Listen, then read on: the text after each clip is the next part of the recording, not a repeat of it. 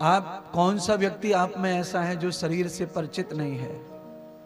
शरीर से परिचय का मतलब यह है कि हम ये जानते हैं कि हमारे शरीर में कितनी गंदगी है।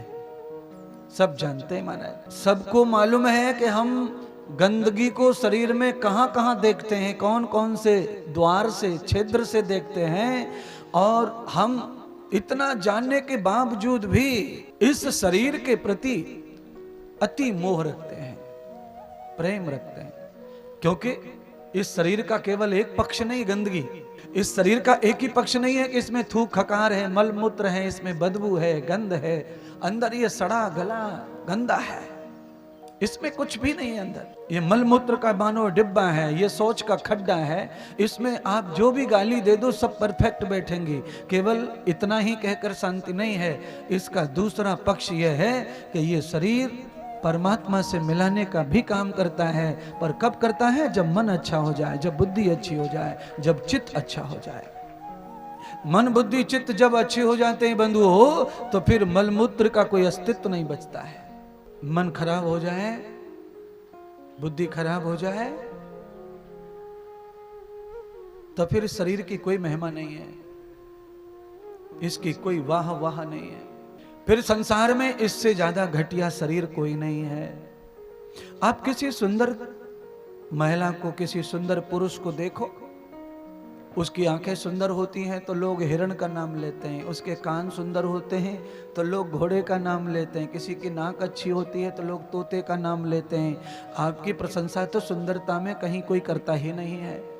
आपकी नाक अच्छी लग रही है तो लोग तोते का नाम लेते हैं, तोते जैसी नाक है इनकी, देखो कितने सुंदर है, हिरणी जैसी आंखें हैं, कैसे घोड़े जैसे कान हैं, देखो तो सही इनकी आवाज देखो, कोयल जैसी आवाज है, कोयल जैसी।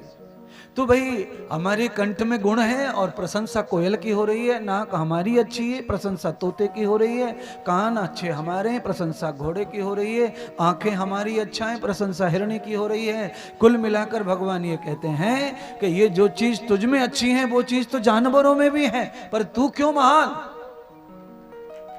फिर तुझ में क्या है ऐसा? तोता भी महान है।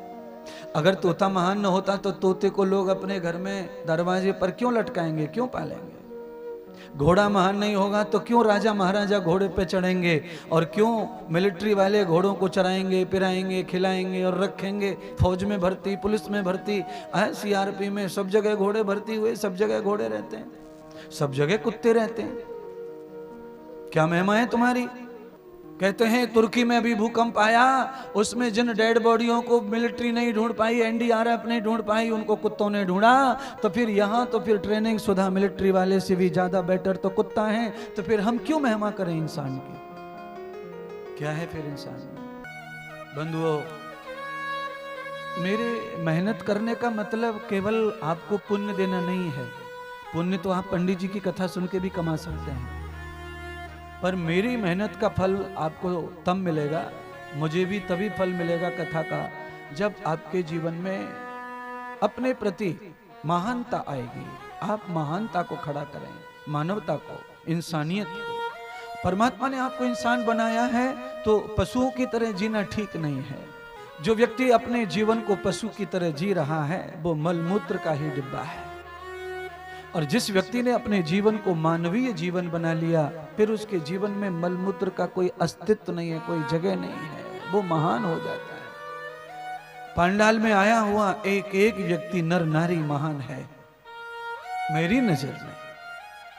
घर पे जाकर के, पांडाल से अलग जाकर के आप चाहे कितने भी खराब काम करो, कितने भी बुरी नीयत रखो, कैसे भी जीवन को जियो, वो वहां का विषय अलग है।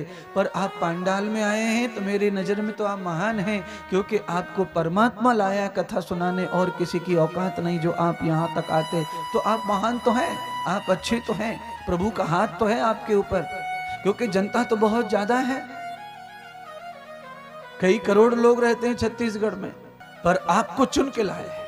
और आवश्यकता ये नहीं है कि आप कोई बहुत बड़े लोग हैं, बहुत पैसे वाले लोग आए कथा में, ना ना ना ना ना। कथा में 90% बहुत गरीब लोग हैं, मिडिल क्लास लोग हैं, 10% ऐसे लोग हैं जो नौकरी वाले हैं, चाकरी वाले हैं, जिनके पास खेती भी है, पैसा नौकरी का भी है, कुछ दुकान भी है, कुछ खेती भी है, तो थोड़ा सा और मिडिल अच्छे हैं वो। कुछ लोग और अच्छे होंगे पूंजीपति 1% 2%, पर ज़्यादा हमारे यहाँ कथा में बैठे हुए नजर आ रहे हैं कि हम सब लोग सामान्य लोग हैं। और सामान्य कथा सुन सकता है तो फिर वो धनपतियों से कई गुना अच्छा है आज इस समय इस पंडाल में।